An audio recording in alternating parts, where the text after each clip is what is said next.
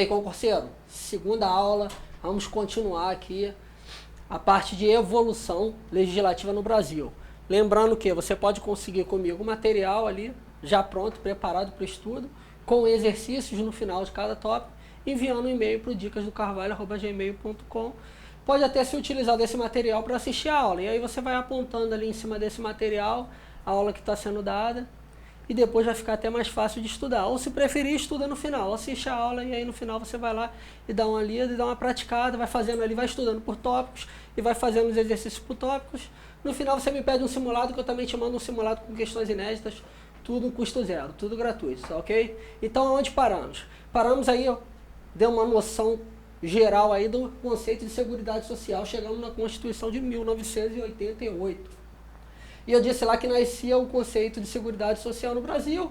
Me limitei ali a tecer alguns comentários, já estávamos ali com mais de 20 minutos de aula. A ideia é sempre reduzir a aula ali para não ficar muito cansativo para você, não esgotar muito ali, não ficar maçante, porque a matéria é cansativa, não é uma matéria comum do seu dia a dia, principalmente quem não é da área de direito. Então eu disse ali que seguridade social, na verdade, trouxe a Constituição de 88, que é o quê? Que é um gênero onde a gente tem 3 espécies: previdência, assistência e saúde, ou seja, quem tem seguridade social tem paz com S. Essa é a minha observação, fica atento. Então vamos lá, o que diz o artigo 194 que trouxe esse conceito de seguridade social para a gente? Diz que a seguridade social compreende um conjunto integrado de ações de iniciativa dos poderes públicos e da sociedade, destinadas a assegurar os direitos relativos à saúde, à previdência e à assistência social. Então, olhando esse dispositivo, a gente já marca aqui, ó, conjunto integrado de ações, poderes públicos e sociedade, mostrando o quão é importante a seguridade social para todos. Todos participando desse sistema e garantindo ali que ele funcione adequadamente. Senão, um problema aqui na Seguridade Social vai ser um problema para o governo, vai ser um problema para os empregadores, vai ser problema para os aposentados, ou seja, vai atingir a economia como um todo, vai atingir a todas as classes. Então, todos devem participar dessa gestão, desse controle da Seguridade Social, de modo que ela atinja os seus objetivos, né, para aquilo que ela foi realmente criada. Então, como eu disse aí, Seguridade Social é um gênero, e aqui ele diz que nós temos nesse gênero 3 espécies: saúde, previdência e assistência social. Aluno, fica atento a essas espécies. Não vamos confundir conceito. Seguridade social é uma coisa e previdência é uma espécie desse gênero seguridade social. Cuidado que as bancas gostam de fazer trocadilhos com o conceito. Cuidado com as substituições aqui de alguns termos, como saúde e assistência, por educação ou por qualquer outro termo, lazer, que não corresponde a, de fato, o que diz o artigo 194. Não podemos errar esse tipo de questão, tá ok? Fica claro? Dá uma anotada aí, se tiver a Constituição, abre ela, dá uma olhada, ou então já entra na internet ali, faz uma busca e faz uma marcação, já separa esse dispositivo aí, que ele pode ser muito importante e pode vir na sua prova, hein? Não podemos errar. Seguindo, passamos para como a Constituição dispõe aí desses 3 elementos, dessas três espécies do gênero seguridade social. Então, onde está a saúde na Constituição? Então, a saúde vem no seu artigo 196A 200, então lá ele vai discorrendo da saúde. Previdência social, que é o nosso core, está no 201 e 202 da Constituição Federal, e também lá nas leis específicas, né? A Lei 8.212 que custeia, 8.213 que trata da concessão de benefício, e o decreto 3.048, que é o regulamento da Previdência Social. Então a gente vai estar estudando isso aí tudo junto. Seguindo, a gente parte para o ano de 1990. O que aconteceu aqui? Aqui aconteceu algo muito importante para a gente, né? É a criação do INSS, dessa autarquia federal que você está prestando concurso para ela. Então ela se deu através da Lei 8.029 de 90, e ela foi a fusão de 2 entidades. Então, recapitulando a aula anterior, se você não viu, volta lá e assiste. A gente viu lá no Simpas que houve a unificação de 7 entidades. Então a gente viu lá que foi unificado a Dataprev, viu também que foi unificado o IAPAS, a FUNABEM,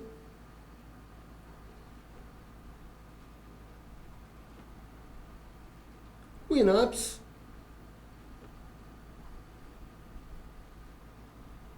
SEMI, o INPS e a LBA. Dá uma corrigida aqui na nossa LBA. Lembra lá do macetinho que eu dei para facilitar? Aquela dicasinha? Não vamos esquecer. Então, o que aconteceu aqui no ano de 1990? Na verdade, algumas dessas entidades elas foram o quê? Extintas. Então, elas se acabaram. Então, a Funabem se acabou, foi extinta, Inamps foi extinta, SEMI foi extinta e LBA foi extinta. Ficaram a Dataprev, que até hoje é a empresa de processamento de dados da Previdência Social. Se você entrar lá no site, lá vocês vão ver lá. Entrou no site principal, ali na home, na página inicial, já aparece lá, Dataprev. E foi fundido a IAPAS e o INPS. Então, podemos dizer que o INSS ele é a fusão do IAPAS e do INPS. Anota. Anota, concurseira, anota que isso é importante. Isso já foi muito batido em prova. Seja da CESP, FCC, as bancas gostam de falar disso aqui, de trazer esse tema. Então, o INSS, recapitulando, ele é a fusão do IAPAS e do INPS, que foram as entidades aqui que sobraram. Tá? Dataprev não. Dataprev continua sendo a empresa de processamento de dados da Previdência Social, tá bom? Então, de novo, sendo repetitivo, para você não errar. Então, o INSS ele é a fusão do IAPAS e do INPS. Ó. De novo, aluno, ó, atento, atenção máxima, olho vivo. Seguindo diante, 1999, regulamento da Previdência Social. Então, o regulamento da Previdência Social ele foi instituído aí pelo decreto 3048. Aqui eu já faço um adendo para você. Então, o regulamento da Previdência ele veio para explicar duas leizinhas que não estão aqui, que datam do ano de 1991. E quais são essas leis? A Lei 8.212, que cuida da parte de custeio, e a Lei 8.213, que cuida da parte de benefícios. Então, o regulamento da Previdência Social, ele vem para quê? Ele vem para explicar essas duas leis. Dizer como vai funcionar ali em caso de dúvidas, tá? Então, a gente vai estudando aí até o final, aí nessas 20 aulas, a gente vai bater muito. Ora, a gente vai estar na parte de custeio, 8.212, falando de financiamento. Ora, no 8.213, falando da questão dos segurados. Falando da situação dos benefícios, e ora no decreto 3.048, porque ele vem elucidando alguns tópicos ali das duas legislações, tá ok? Seguindo, vamos para o ano de 2005. Então, o que aconteceu aqui em 2005? A gente teve aqui uma mudança importante trazida pela Lei 11.098. Foi a criação da Secretaria da Receita Previdenciária. Para facilitar, para melhorar a prestação do serviço, o que se decidiu aqui no ano de 2005? Ficaria a Secretaria de Receita Previdenciária responsável pela parte de arrecadação, fiscalização e custeio de modo geral, e o INSS ficaria apenas com a parte de concessão de benefício. Então, na verdade, ele diminuiu ali as atribuições do INSS para dar mais efetividade, para tornar o serviço melhor. Só que pouco tempo depois, já em 2007, foi extinta a Secretaria da Receita Previdenciária. 2 anos só de vida ela teve. E aí ela foi substituída na Lei 11.457 pela agora chamada Receita Federal do Brasil, que ficou com toda a parte aí de arrecadação do governo federal. Então, a partir de 2007, ficamos da seguinte maneira: na parte de custeio, a Receita Federal do Brasil, com a fiscalização, controle e arrecadação, e de 2007 em diante, com o INSS, a parte de concessão de benefícios. Então, vamos aproveitar aqui esse espaço aqui, que está pequeno, mas acho que ainda dá para escrever aqui. Então, no custeio, ficamos com a Receita Federal do Brasil, agora chamada Receita Federal do Brasil, e na parte de benefícios, o INSS. Digo para vocês que esse tópico também é muito importante para fins de prova, tá? Não podemos confundir, não podemos achar que o INSS ele é responsável por tudo. Ele é responsável por fiscalizar, por arrecadar, por controlar, pelo custeio e também pela concessão de benefícios. Fica muito oneroso aí para a autarquia federal cuidar de tudo. Então, de 2007 para cá, nós temos essa divisão muito importante para a gente, válida aí até os dias de hoje. Então, aqui a gente, de fato, fecha essa primeira parte aí que fala de evolução legislativa e traz ali conceito inicial de Seguridade Social. E aí agora a gente entra na parte de princípios. Então, princípios. Como todo ramo do direito, né, se você parar para estudar, se você não for da área do direito e parar para estudar, você vai ver que todo ramo tem os seus princípios, tem as suas peculiaridades, vai ter princípio que é aplicado a todos os ramos do direito, são os princípios comuns a todas as áreas, e aqueles princípios que são bem específicos de cada ramo determinado. Partindo aqui agora para esses princípios específicos, falando de legislação previdenciária. Então eles vão lá, a gente vai lá, a gente já passou pelo caput de 194, agora vamos para o seu parágrafo único. Então lá no seu parágrafo único ele traz um rol de princípios. Mas interessante observação, já deixo aqui para vocês, abra o seu olho e fique muito atento, que o parágrafo único não fala de princípios, ele fala de objetivos. Então vamos anotar aqui, objetivos. Então cuidado para fins de prova, para que você não caia numa pegadinha ou a banca não venha te confundir. Então leia com atenção aquilo que está sendo dito. Se tiver a colocação princípios, provavelmente está certo. Objetivos também. Cuidado com os trocadilhos de prova. Lembrando que uma errada anula uma certa e isso pode causar um grande transtorno para você, para fins de prova. Pode causar um grande prejuízo. Então vamos agora navegar nesses princípios propriamente ditos. Partindo para o primeiro princípio, universalidade da cobertura e do atendimento. Da cobertura visa o quê? Cobrir a população de uma maneira geral, quando o assunto for proteção social. Então, se eu estou falando de proteção social, a Seguridade Social deve, na medida do possível, cobrir todas essas situações relacionadas a esse tópico para as pessoas. Quando eu falo de atendimento, é que, de fato, a universalidade do atendimento, a Seguridade Social deve atender todas as pessoas, na medida do possível, é claro. Partindo para o segundo, vamos ver a uniformidade e equivalência dos benefícios e serviços às populações urbanas e rurais. Então, a partir da Constituição de 1988, não se admite mais que haja diferença no tratamento dado a urbanos e rurais. Então, a Seguridade Social deve buscar mecanismos para atender da mesma forma o trabalhador urbano e o rural, esteja ele onde estiver. Então, na medida do possível, ela vai trazer lá e vai trazer essa equidade de tratamento, essa equivalência de tratamento. Pois de agora em diante não vai se admitir tratamentos discriminatórios. Então não basta só chegar e dizer, porque está no campo, porque é longe, então isso não vai justificar. Então ela deve buscar a uniformidade e equivalência dos benefícios para toda essa população. Seguindo para o terceiro item, seletividade e distributividade na prestação dos benefícios e dos serviços. Então falar de seletividade e distributividade, primeiramente você tem que entender o quê? Os benefícios não são infinitos. Não tem como a Previdência Social indiscriminadamente sair concedendo benefícios para todas as pessoas. Isso seria impossível. O sistema quebraria e não atingiria o seu fim social. Então, na seletividade, nós temos o quê? Ela vai selecionar quem vai receber os benefícios. Então, como ela não consegue atender todos como um todo, então ela vai fazer uma seleção e vai conceder esses benefícios para as pessoas que realmente precisam. Na distributividade, a gente tem uma relação o quê? De distribuição de renda, de tentar diminuir as diferenças sociais existentes. Então, ela vai fazer uma redistribuição para os mais necessitados e vai tentar equilibrar, diminuir essa discrepância que existe. Partindo para o nosso quarto princípio, irredutibilidade do valor dos benefícios. Então, os benefícios não podem ser irredutíveis. O que ele quer dizer com isso? O trabalhador não pode perder o poder econômico. Então, os reajustes têm que garantir a ele que ele mantenha o poder econômico. Senão, de nada adiantaria. Como é feito esse reajuste? O reajuste se dá pelo Índice Nacional de Preço do Consumidor. Você pode anotar aí o INPC. Então, o INPC, Índice Nacional de Preço do Consumidor, é que vai dar margem aí para que o trabalhador não perca esse poder aquisitivo, para que o trabalhador garanta-se o reajustamento dos benefícios. Partindo para o quinto, equidade na forma de participação do custeio. Interessante esse princípio.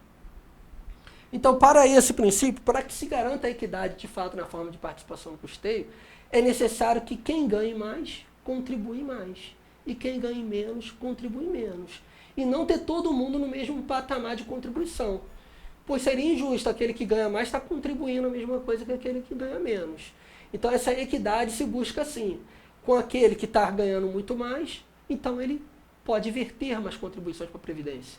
Aquele que está menos vai contribuir com aquilo que pode contribuir, ou seja, vai contribuir com menos. Assim se vai garantir essa equidade, assim vai se dar essa garantia. Partindo para o nosso sexto, a diversidade da base de financiamento. Então, quanto mais gente contribuindo, melhor.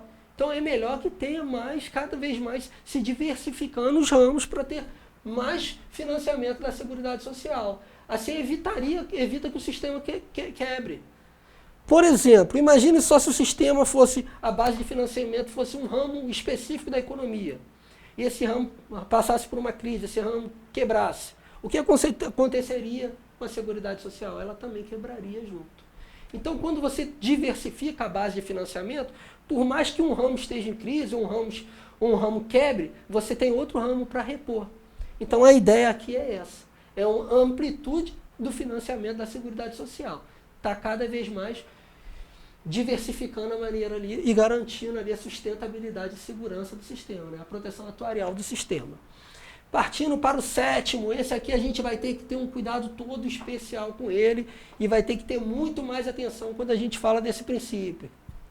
Então, olha só o que ele diz. É o caráter democrático e descentralizado da administração mediante gestão quadripartite.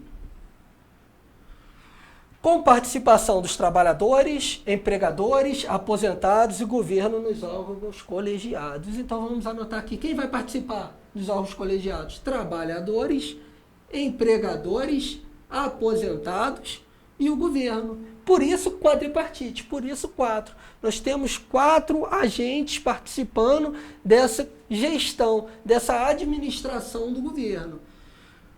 Já falo aqui de cara, não vamos confundir forma de custeio tríplice com a gestão quadripartite. Aqui a gente está falando de gestão, de gerir o sistema. No custeio a gente está falando de contribuição. Então a forma de custeio ela é tríplice, mas a gestão ela é quadripartite. Então fica essa observação aí, essa atenção para que você não se confunda, para fins de prova. Então nós temos aqui 4 agentes, como eu acabei de falar, participando. Temos trabalhadores, temos empregadores, temos aposentados e elementos do governo participando desses órgãos colegiais. Para garantir que essa participação efetivamente aconteça e que isso não fique só no papel, temos como desdobramento desse caráter democrático e descentralizado a criação do Conselho Nacional da Previdência Social. Então, esse conselho vai garantir que efetivamente haja essa gestão descentralizada da administração, que haja participação de todos os 4 elementos aqui da economia. E não fique centralizado apenas na mão do governo federal para que ele, a bel prazer, faça o que quiser. Então, como vai se dar a montagem desse conselho? Então, já está aqui no quadro para facilitar, né? Eles são 15 membros. E aí, esses 15 membros vão estar dispostos da seguinte forma. 6 desses 15 são indicados pelo governo federal.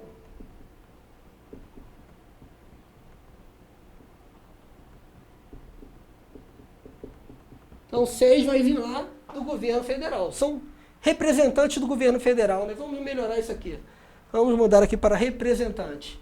Então, 6 vão ser os representantes do governo federal. Acho que vai ficar bem melhor. Então, 6 representantes do governo federal. E os outros 9? 3 vão ser representantes dos trabalhadores em atividades. 3 vão ser representantes dos empregadores.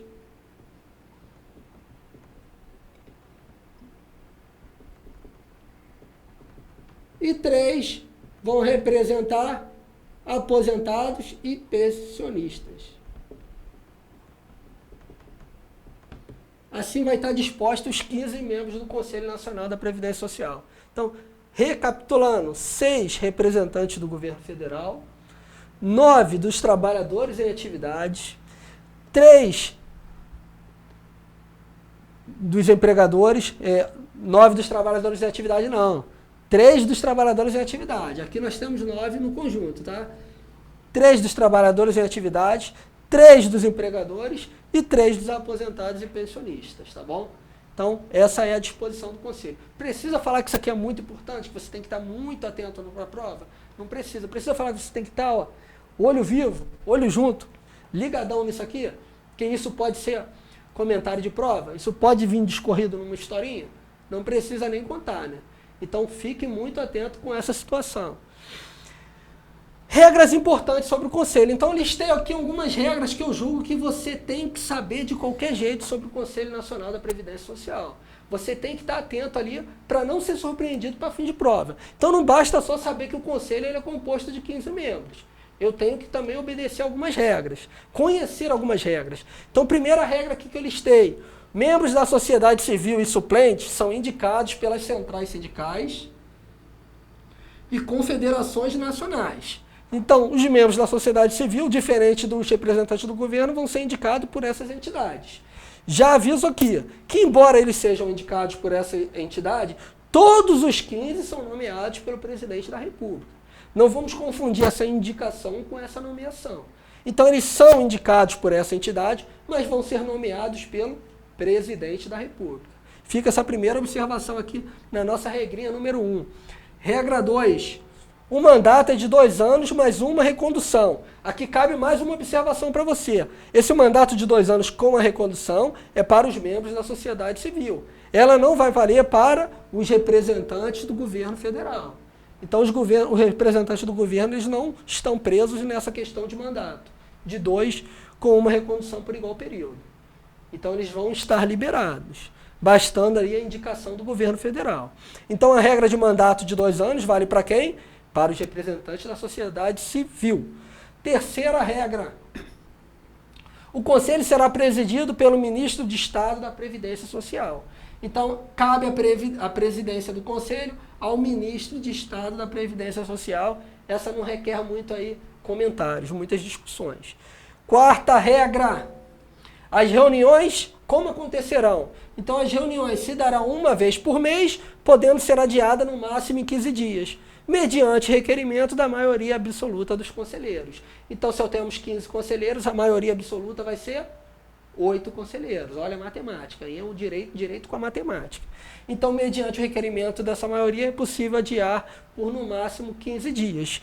Em caso de reuniões extraordinárias, aqui a gente está falando das reuniões ordinárias, as previstas, as extraordinárias elas podem ser convocadas pelo presidente. Fica aí mais uma regra, que já não dá mais para colocar aqui, o nosso espaço está cheio. Então, essas reuniões extraordinárias poderão ser convocadas pelo presidente e por 5 conselheiros. Então, 1/3. A lei fala em 1/3 dos conselheiros, 5 conselheiros. Então, mediante requerimento de 5 conselheiros ou do presidente, será possível a convocação de reuniões extraordinárias, de reuniões não previstas. Trago aí mais 2 observações para você ficar atento. Primeiro, a falta dos trabalhadores. Se ele está no conselho, ela vai ser o quê? Abonada. Então, anota aí, candidato, que eu espero, anota aí. Então, as faltas dos trabalhadores vão ser abonadas. E, por último, é a questão da garantia provisória no emprego. Então, os trabalhadores têm a garantia provisória do emprego da nomeação até 1 ano após o término do mandato, só podendo ser despedido mediante falta grave. Então, mais uma observação que você já pode pausar o vídeo agora e anotar. Anota aí. Ok? Recapitulando, as faltas serão abonadas e os trabalhadores gozam de garantia provisória no emprego. Ou seja, da nomeação até 1 ano após o término do mandato. E aí estou falando também dos suplentes. Isso também vai valer para os suplentes. Só podendo ser despedido mediante falta grave.